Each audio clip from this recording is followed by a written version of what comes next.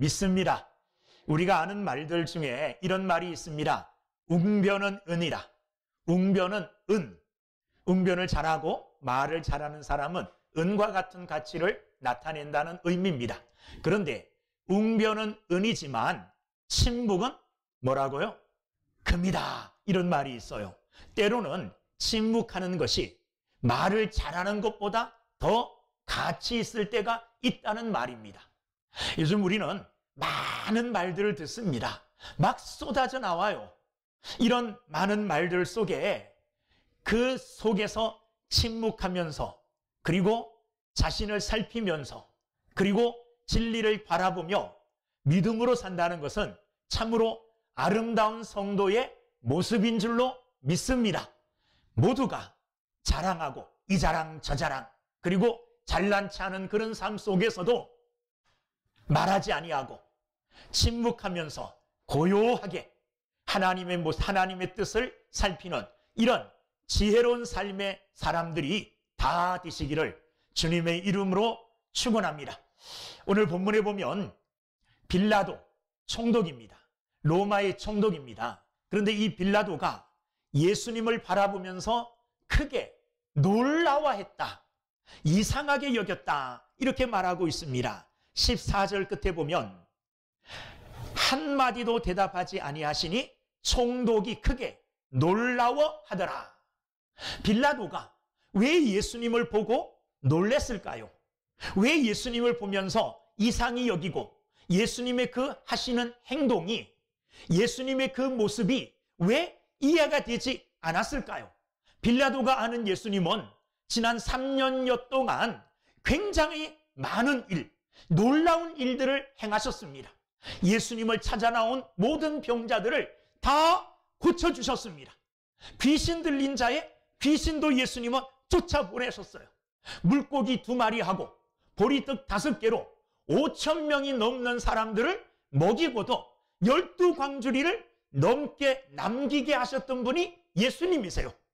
또 예수님의 이야기를 들으니 죽은 나사로도 죽어서 무덤 속에 갇힌 자도 예수님께서 살려내셨다는 겁니다. 또한 예수님은 풍랑이 이는 바다를 잔잔하게 말씀 한마디로 잔잔하게 하셨던 분이 예수님이에요. 이 모든 예수님에 대한 소문을 빌라도도 들어서 알고 있습니다. 예수님을 바라보니 예수님은 이렇게 힘없이 순순히 아무 소리 안 하시고 가만히 계실 그럴 분이 아니에요. 여러분, 빌라도가 누굽니까? 빌라도는 로마의 장군입니다. 로마의 병사예요. 그 총독이지만 그러나 로마의 군병, 로마의 장군 아닙니까?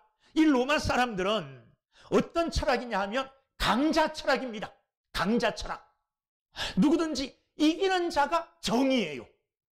이기는 자가 선이에요. 아무리 선해도 지면 그건 악이 되는 거예요. 이런 철저한 강자 철학으로 무장된 사람이 누구냐 하면 이 빌라도예요. 그런데 빌라도가 볼 때 예수님은 결코 약자가 아닙니다.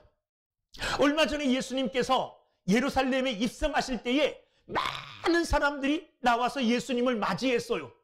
예수님을 따르는 군중들이 어마어마하게 많았다는 거죠. 예수님이 가는 곳마다 사람들이 사실은 미어 터질 만큼 많이 모여들었습니다. 추종하고 따르는 사람들이 얼마나 많은지 모릅니다. 그들은 특별히 예수님을 메시아로 인정하고 따랐어요. 그러니 예수님을 따르는 사람들을 예수님이 하나로 묶어서 그 따르는 사람들의 힘을 발휘하면 얼마나 큰 힘이 되겠습니까? 정치가이면서도 로마의 장군인 이 빌라도는 예수님을 바라볼 때 강자 법칙으로 예수님을 바라볼 때 예수님은 강자고 예수님은 정의예요. 강자로 정의입니다. 그럼에도 불구하고 예수님은 지금 어떤 상황이 있느냐 하면 12절 말씀에 보면 대제사장들과 장로들에게 고발을 당하되 아무 대답도 아니하시는지라.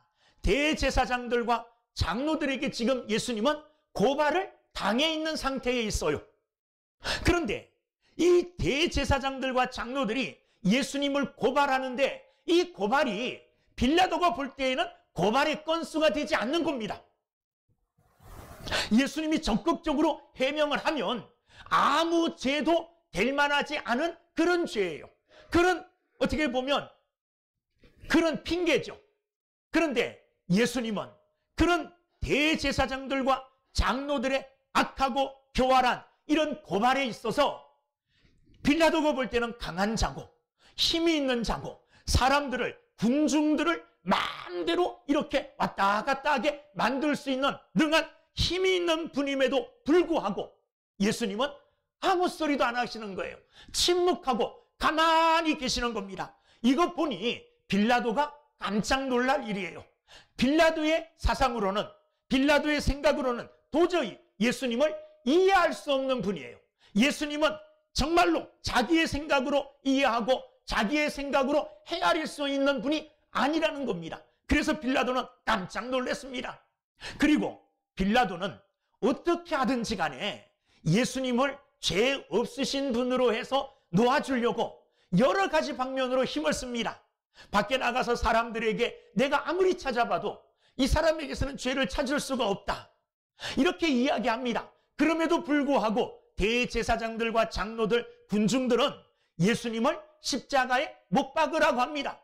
마지막에 대제사장들과 장로들이 빌라도에게 하는 말이 뭐냐 하면, 예수라는 사람은 로마에 대적하는 자인데 자칭 유대인의 왕이라 그러는데, 만약에 이런 자를 죄 없다 하면 당신은 로마 황제 가이사에게 죄를 짓는 것이 된다. 이 말에 또 빌라도가 약해졌어요. 그래서 할 수 없이 예수님을 십자가에 못 박으라고 넘겨줍니다. 그러나 이런 위급한 상황 가운데서도 예수님은 꿋꿋하게 뭐하고 계시느냐 하면 침묵하고 입을 닫고 아무 소리도 안 하시고 계신다는 겁니다. 여러분, 오늘 예수님은 자신의 생명이 왔다 갔다 하는 이런 중요한 재판 자리에서 아무 소리도 안 하시고 침묵으로 일관하고 계십니다. 예수님의 이 침묵의 의미를 우리가 알게 되어진다면 우리의 신앙생활에도 큰 변화가 있게 될 줄로 믿습니다. 예수님의 침묵의 의미, 예수님은 왜 목숨이 위태로운 이런 위급한 상황에서도 자기를 변명하지 않고 자기를 변호하지 않고 침묵으로 그 모든 것을 당당하게 그냥 받아들이셨는가? 예수님의 침묵의 의미를 오늘 말씀을 통해서, 오늘 본문 말씀을 중심으로 해서 앞뒤 문맥을 살피면서 전체적인 성경의 말씀, 성경의 의미를 통해서 예수님의 침묵의 진정한 뜻이, 의미가 무엇인가를 밝힘으로 오늘 예수님의 침묵이 우리의 삶에 큰 은혜와 능력이 될 수 있기를 주의 이름으로 축원합니다.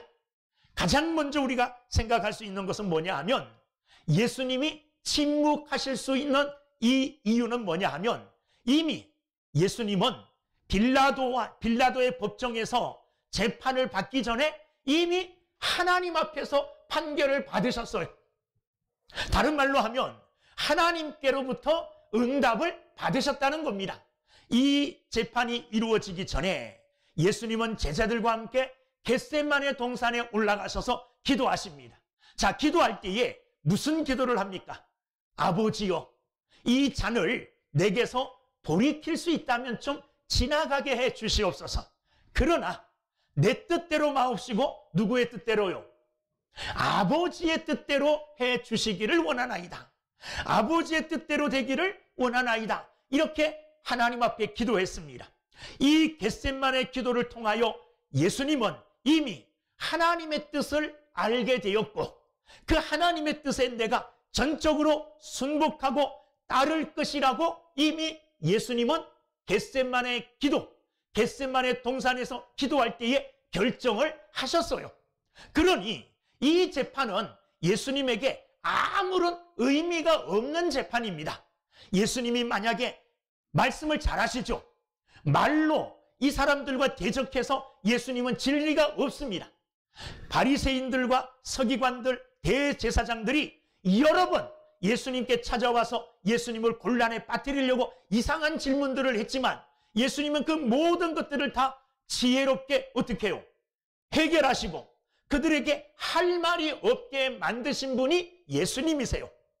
이 시간에 만약에 예수님이 자기를 변호하신다면 그 어떤 변호사가 오고 그 어떤 고발하는 자가 오더라도 그의 입을 막아버릴 만큼 예수님은 달변가, 말을 잘하실 수 있어요. 그러나 예수님은 그러지 않았습니다. 왜 그러지 않느냐 하면 이 재판은 의미가 없어요. 무슨 판결을 내리든지 의미가 없어요. 이미 예수님은 하나님 앞에서 하나님께 모든 것을 다 맡기고 이제부터는 하나님이 일하실 것이라고 믿고 있었어요. 그러니 예수님은 침묵하셔도 된다는 겁니다. 예수님의 침묵을 통하여 누가 이제 일하시기 시작합니까? 하나님이 일하시기 시작한다는 거예요. 여러분, 우리가 잠시 행동을 멈추고 우리가 잠시 침묵할 때에, 믿음으로 침묵할 때에 우리의 침묵을 통하여 하나님이 말씀하시고 우리의 일함의 중지함을 통하여 하나님이 일하시고 하나님이 역사하신다는 사실을 믿으시기를 주님의 이름으로 축원합니다. 이제부터는 누구의 시간이냐? 이 빌라도의 시간이 아닙니다. 대제사장들과 서기관들, 장로들의 시간이 아닙니다. 이제부터는 누구의 시간입니까? 하나님의 시간이에요. 하나님의 시간. 이제부터는 하나님께서 하나님의 뜻대로 하나님이 이제부터는 행하신다는 거예요. 그러니까 예수님의 침묵은 모든 것을 다 하나님께 맡깁니다. 이제는 하나님께서 친히 일하시옵소서. 이제는 하나님께서 친히 행하시옵소서. 이렇게 하나님께 모든 것을 맡기는 믿음의 침묵입니다.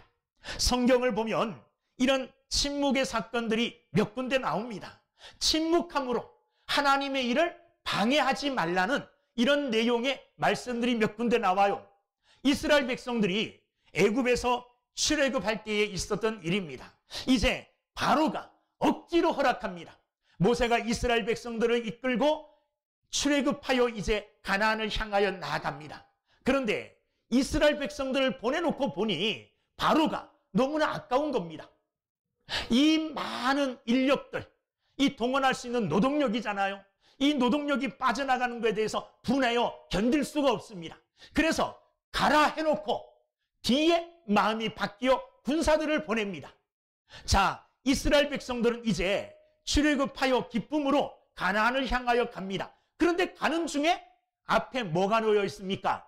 홍해가 가로막혀 있어요. 그런데 홍해가 가로막혀 있으면 뭐 시간을 두고 연구할 텐데 뒤에는 또 바로의 군사가 쫓아온다는 겁니다. 앞에는 홍해요, 옆으로는 도망갈 수 없는 그런 골짜기들이요, 뒤에는 바로의 군사들이 쫓아옵니다. 자, 이럴 때에 백성들이 뭐 했을 것 같습니까? 백성들이 자기들을 이끌고 온 모세와 하나님을 원망하기 시작합니다. 불평하기 시작합니다. 여기서 다 죽게 생겼구나. 자, 이때에 모세가 한 말이 있어요. 무슨 말을 합니까? 너희들은 가만히 있어라. 너희들은 입을 열지 말고 가만히 있어. 하나님이 어떻게 너희들을 구원하시는가 보라. 이렇게 말씀하셔요. 가만히 있으라는 겁니다. 말함으로 인하여 하나님의 일을 방해하지 말고 침묵함으로 하나님께서 어떻게 일하시고 하나님께서 어떻게 역사하시는지 눈으로 보라는 겁니다. 하나님이 일하실 때에는 우리는 침묵해야 됩니다. 만약에 이스라엘 백성들이 말했다고 생각해 보십시오. 어떤 사람이 한마디 툭 던지는데 그 던지는 잘못된 말이 사람들의 마음을 요동시킵니다. 소동케 만듭니다. 그래서 소동이 일어나고 걷잡을 수 없는 밀란이 일어날 수 있어요. 그런데 이러한 때에 모세는 단호하게 이야기합니다. 가만히 있으라. 침묵해라. 침묵함으로 하나님이 무슨 말씀을 하시는지 지켜봐라. 무엇을 행하는지 눈으로 보라. 이렇게 말씀하신 겁니다.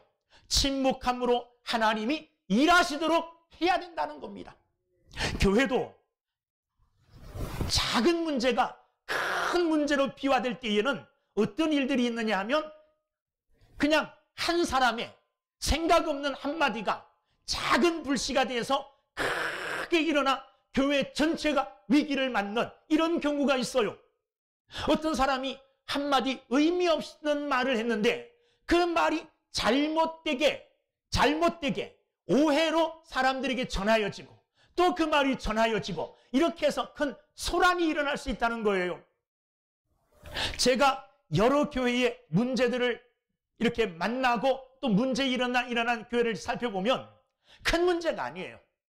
작게 시작해서 크게 번지는 것을 알 수 있어요. 여러분, 우리 안에 어떤 문제가 일어나고 우리 안에 어떤 큰 사건들이 일어났을 때 때로 우리는 이 예수님처럼 하나님의 뜻을 기다리며 침묵해야 될 필요가 있습니다.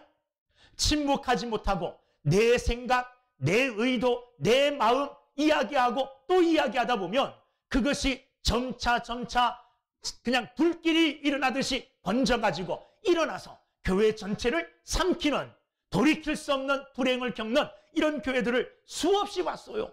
사랑하는 여러분들, 오늘 예수님께서 하나님이 일하시도록, 하나님이 일하시는 그 순간에 침묵하셨던 것처럼 우리도 때로는 하나님의 뜻을 헤아리고 하나님께서 역사하시도록 내 마음속에 할 말이 많고 예수님처럼 억울한 일이 내 마음속에 가득 차 있더라도 때로는 침묵함으로 하나님의 뜻을 이루어 나가는 믿음의 사람이 되어지기를 주의 이름으로 축원합니다. 또 성경에 보면 이런 이야기가 있습니다. 다윗이 왕이 된 후에 블레셋에 뺏겼던 이 하나님의 법궤를 찾아옵니다. 제일 처음에 군사들을 보내서 찾아오는데 이 마차에 싣고 이제 수레에 싣고 하나님의 법궤를 오는데 이 마차를 싣고 가는 소가 뜁니다. 갑자기 뜀으로 이게 떨어지려고 그래요.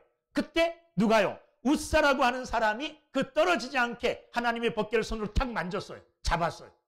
우리가 생각하기에는 잘한 거죠. 안 잡았으면 법궤가 떨어지잖아요.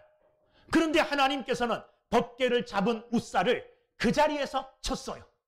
그 자리에서 그를 죽였다는 말이에요. 이 말은 무슨 말입니까? 지금 하나님이 행하여 가시는 일에, 하나님의 일이 이루어지는 과정에 손대지 마라. 네가 간섭하지 말라. 그런 말씀 아니겠습니까?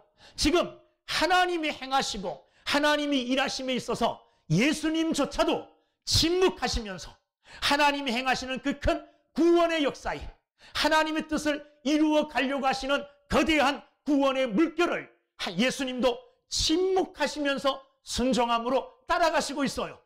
우리 또한 거대하게 흘러가는 하나님의 뜻을, 거대하게 흘러가는 하나님의 섭리를 작은 나의 생각으로, 작은 나의 마음속에 있는 지혜로 그것을 막고 그것을 다른 길로 바꾸려고 애쓸 필요가 없다는 겁니다. 하나님이 행하시고 역사하실 때는 다만 하나님이 행하시옵소서, 하나님이 그대로 일을 이루어 주시옵소서 순종하는 마음으로 하나님이 행하시도록, 일하시도록 침묵하고 가만히 있는 것이 도리어 하나님의 일을 돕는 것이라는 겁니다. 그런데 이 말씀을 잘못 이해하면 그냥 아무것도 안 하고 가만히 있어도 된다는 그런 말이 아닙니다. 지금 예수님이 침묵하시는 것은 겟셋마네 동산에서의 기도와 하나님께서 무엇을 어떻게 해 나가시려고 하는가를 다 알고 있는 범위 내에서 하나님의 뜻에 순응하는 거예요. 하나님의 뜻도 모르고 하나님이 무엇을 행하여 나가시려고 하는 줄도 모르고 그리고 그냥 내 마음과 내 열정과 혈기로 뛰어들려고 하는 것, 그것 자제해야 된다는 거예요. 알고 자제해야 된다는 겁니다. 여러분, 예수님은 무엇을 하셨습니까? 지금 하나님께서는 자신의 십자가 짐을 통하여 원수들의 손에 의하여 재판을 당하고 사형수가 되어서 십자가에 못 박혀 죽으심으로 인하여 하나님이 말씀하신, 하나님이 예언하시고 하나님이 우리에게 미리 말씀해 주시는 예언의 말씀을 이루려고 하시는 거예요. 우리가 잘 아는 하나님의 말씀 이사야 53장 6절 말씀을 보면 우리는 다 양 같아서 그릇 행하며 각기 제 길로 갔거늘 여호와께서는 우리 모두의 죄악을 그에게 담당시키셨도다. 예수님은 세상에 있는 모든 사람의 죄악을 자신이 담당해야 될 것을 아셨어요. 그리고 담당시키신 하나님의 뜻에 겟세마네 기도를 통하여 순종하기로 이미 결단하셨어요. 이미 하나님과 사이에서 하나님 앞에 기도하고 하나님이 말씀하신 하나님의 예언의 말씀을 통하여 예수님께서는 확정하시고 가야 될 길을 이미 결정하신 거예요. 그러므로 아무리 지금 자신이 자기를 변호하고 여기서 내 잘못이 없다고 큰 소리로 변호할지라도 아무런 소용이 없음을 알아요. 하나님이 정하신 큰 거대한 하나님의 섭리의 바퀴는 돌아간다는 겁니다. 그 바퀴에 지금 순응하는 침묵이에요. 우리의 침묵은 하나님의 뜻에 순응하는, 하나님의 뜻에 순종하는 침묵이 돼야 된다는 겁니다.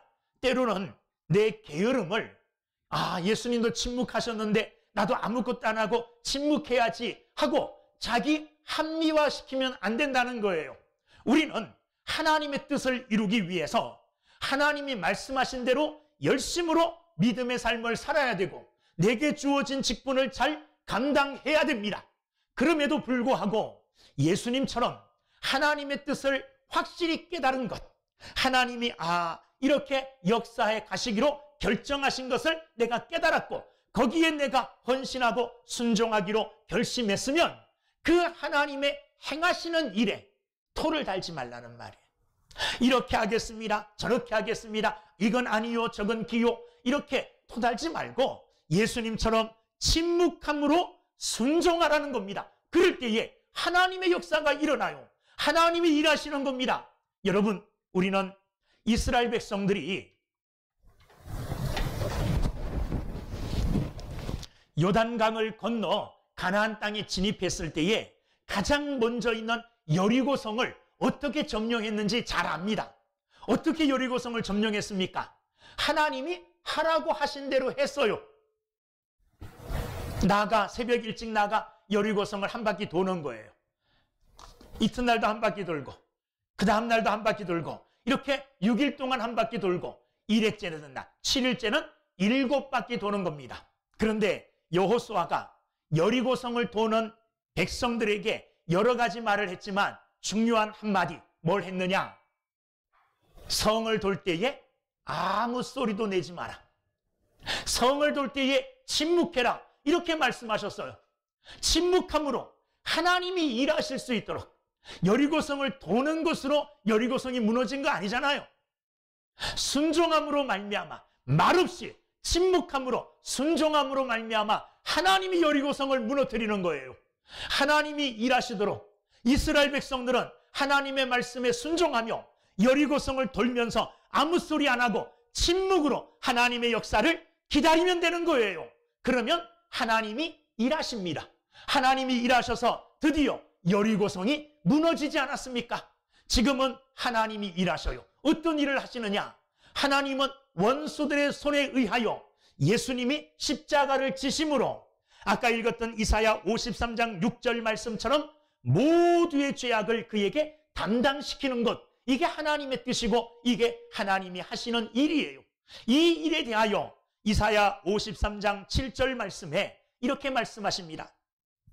그가 곤욕을 당하여 괴로울 때에도 그의 입을 열지 아니하였으며 마치 도수장으로 끌려가는 어린 양과 털 깎는 자 앞에 잠잠한 양같이 그의 입을 열지 아니하였도다. 이사야 선지자의 말씀을 통해서 하나님이 어떤 일을 하시고 하나님이 하시는 이 일에 예수님은 어떻게 반응할 것인가가 예언되어 있어요. 어떻게 해요? 하나님은 예수님에게 세상에 있는 모든 사람들의 죄악을 한 몸에 담당시키는 일을 하시고 담당하는 그 일을 행하시는 예수님은 그 일을 함에 있어서 입을 열지 아니하시고 도수장으로 끌려가는 어린 양과 같이 털 깎는 자 앞에 잠잠한 양과 같이 그의 입을 열지 아니하시기로 이미 예언하셨어요. 하나님의 말씀이 선포되어 있어요. 이 말씀대로 예수님은 아무 말씀 안 하시고 침묵으로 하나님의 뜻에 순종하시고 침묵으로 하나님의 뜻을 이루어 나가시는 것을 우리가 예수님의 침묵을 통해서 알 수가 있습니다.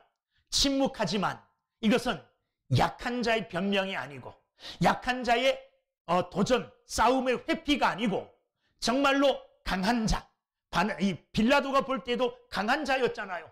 강한 자가 미리 앞에 모든 일을 다 내다보고, 다른 말로 하면 하나님의 뜻을 이미 깨닫고 하나님께서 어떻게 일하실 건가를 알고 그 모든 것에 자기 자신을 순전히 순응시키고 그 모든 것에 자기 자신을 내어 맡기는, 마치 도살장에 끌려가는 양같이 털 깎는 자 앞에서 얌전하게 아무 소리 안 하고 가만히 있는 양처럼 모든 것을 믿음으로 순순히 받아들이고 있는 예수님의 모습입니다.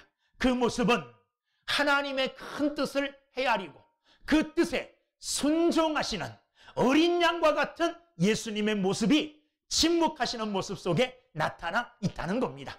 또 하나의 모습은 예수님의 침묵하는 그 모습 속에서는 하나님을 향한, 침묵하시면서 하나님과 교제하시고 하나님의 뜻을 헤아리고 하나님께서 이렇게 역사에 가실 것이라는 것을 믿음으로 기대하고 바라고 하나님과 영적인 교제를 나누고 있고, 또한 침묵하시면서 한편으로는 누구를 바라보고 계시겠습니까? 하나님의 뜻에 순종함으로 말미암아, 내가 침묵함으로 하나님의 뜻을 따름으로 말미암아 십자가 짐으로 구원받을 우리를 생각하시는 겁니다.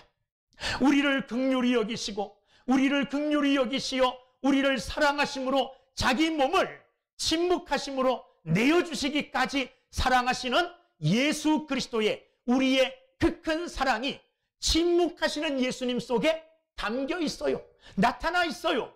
침묵하고 있는 예수님을 바라볼 때에 그 예수님의 눈길, 그 마음, 그 예수님의 마음은 오늘 죄악으로 말미암아 죽어져 가고 있고 죄악으로 말미암아 넘어져 가고 있는, 허덕이고 있는 가련하고 불쌍한 우리를 향한 긍휼의 마음으로 충만하고 충만해 계실 줄로 믿습니다. 그 마음으로 예수님은 침묵함으로 십자가 지시는 것을 믿음으로 받아들이고 계시는 겁니다. 그리고 그 침묵 속에는 십자가 눈앞에 있지만 십자가 뒤에 있는 뭘 바라보고 계실까요?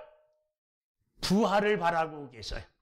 비록 지금은 침묵함으로 하나님의 뜻에 순종하여 하나님의 뜻대로 내가 십자가 지고 십자가에서 죽을 것이지만, 십자가에서 죽는 것으로 내가 이 고난을 감당하는 것으로 끝나지 아니하고 하나님의 능력으로 말미암아 3일 만에 부활하여 하나님께서 새로운 생명을 주시고 그 부활한 새 생명을 가지고 오늘 십자가를 바라보고 있는 모든 사람들에게 주실 부활의 생명, 영원한 생명의 영광스러움을 예수님은 침묵하시면서 바라보고 계시는 겁니다.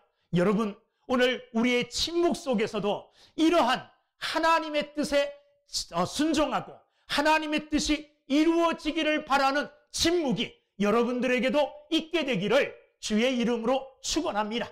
또한 예수님처럼 이웃을 향한 사랑의 침묵, 내가 말하지 않고 내가 고난을 감수하고 이 어려움을 내가 친히 감당함으로 이 일로 인하여 내 주변에 있는 사랑하는 형제 자매들이 더 덕을 이루고 사랑하는 형제 자매들에게 유익이 될 것이라는 형제를 사랑하는 마음의 침묵이 여러분들에게 있게 되기를 주의 이름으로 축원합니다.